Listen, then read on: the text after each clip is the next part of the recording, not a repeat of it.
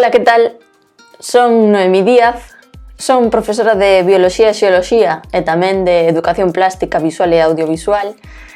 E neste vídeo vou tratar de resumir os beneficios de facer os nosos propios vídeos educativos. Non son unha experta porque en realidade fíxenme experta neste confinamento estes 3 meses. Mais adiante veredes a miña evolución. Bueno, neste vídeo, o que vos dicía, falaremos sobre eses beneficios e tamén que me aportou a min facer estes vídeos educativos. Pois os beneficios poden ser, por exemplo, os vídeos educativos potencian distintos estilos de aprendizaxe do alumnado, porque estes estilos de aprendizaxe son simultáneos, teñen que ler, ver, escoitar e moitas veces facemos que interactúen tamén cos nosos vídeos. Ademais, facilitan a accesibilidade para aquel alumnado con dificultades. Tamén facilitan a comunicación. Por qué? Porque ademais podemos ofrecer distintas aproximacións, distintas achegas á realidade. Tamén os vídeos aumentan a capacidade de concentración e de retención do noso alumnado. Temos tal variedade de estímulos cos vídeos que isto que é máis dinámico retense mellor. Tamén incrementa a motivación, porque está esa expectación de que vai suceder no vídeo. E, por suposto, temos unha maior permanencia dos materiais. Un vídeo vai quedar sempre aí. Entón, como está sempre aí, o alumnado vai aprender ao seu ritmo. Por qué? Porque vai poder repetir, volver ver ese vídeo as veces que sexa necesario, ir atrás, ir adiante, repetir unha escena, unha demostración que consideraba importante. Entón, facilitamos esa aprendizaxe ao seu ritmo. Ademais, os vídeos poden ser complementados, corrixidos e mellorados.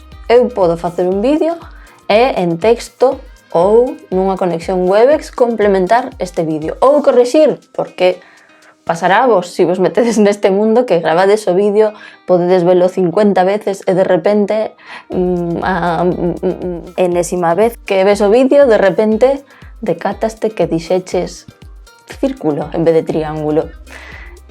Pois hai que corrixilo, pero non pasa nada, para eso estamos. Entón, podemos complementalos, corrixilos e melloralos.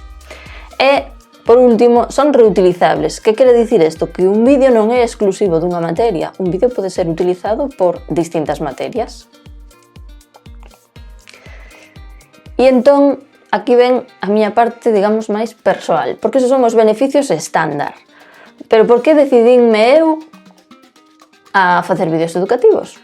Por que se me ocurriu? Pois, primeiro porque eu buscaba materiais en lingua galega e apenas existen vídeos en lingua galega. Entón dixen, pois haberá que facer algún. Ademais, podo ter o control sobre os contidos, é dicir, podo tratar exactamente aquilo que me interesa. Non teño que aproveitar algo que xa está feito e ver un trozo ou outro non. Entón, controlo eses contidos. Ademais, pódome asegurar de que os vídeos son entretidos e informais, porque eu nas miñas clases non son seria. Entón, bueno, pois nos meus vídeos trato de facelos pois deste xeito, como máis entretido, soltando algunha broma, algún chascarrillo para manter esa motivación e esa concentración do alumnado. E, por suposto, transmitir proximidade con isto que acabo de dicir, non? Entón, isto é un pouco por que me decidín eu a facer os meus propios vídeos, pero a cousa non queda aí, porque decidíme e resulta que facer vídeos aportoume un montón de cousas. Por exemplo, a automotivación. Veredes que empecé simplemente facendo como mini tutoriais no que gravaba só a pantalla e a miña voz.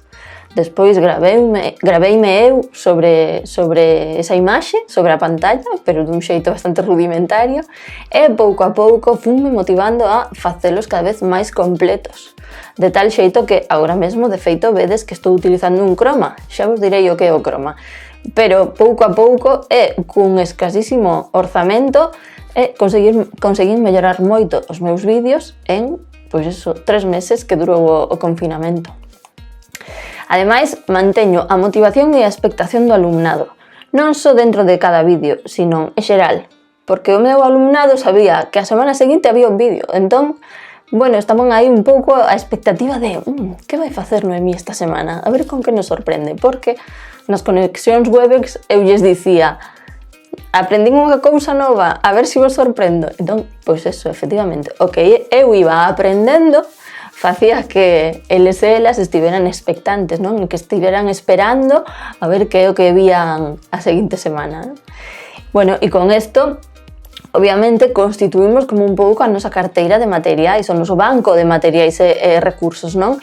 Podo seguirlos a utilizar agora, o ano que ven, e, sobre todo, compartilos co resto de profesorado, que para eso estamos, non? Traballo cooperativo e colaborativo. Entón, podémonos compartir estes materiais. E por último, pois, conseguir mellorar as miñas habilidades TAC.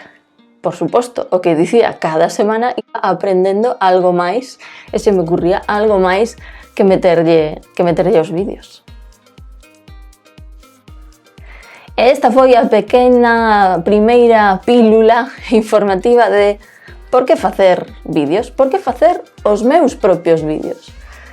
Entón, eu o que busco é que vos animedes.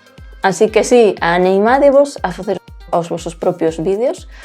Sei que pode parecer un pouco complicado, pero veredes que hai moitos xeitos. Eu mostrareivos algunhas formas sinxelas de facer vídeos. Con isto penso que pode ser bastante motivador para o alumnado e tamén para vos. Veredes que os resultados ao final son moi agradecidos. Así que ánimo e véxovos na seguinte pílula sobre vídeos educativos. Bicos, chao!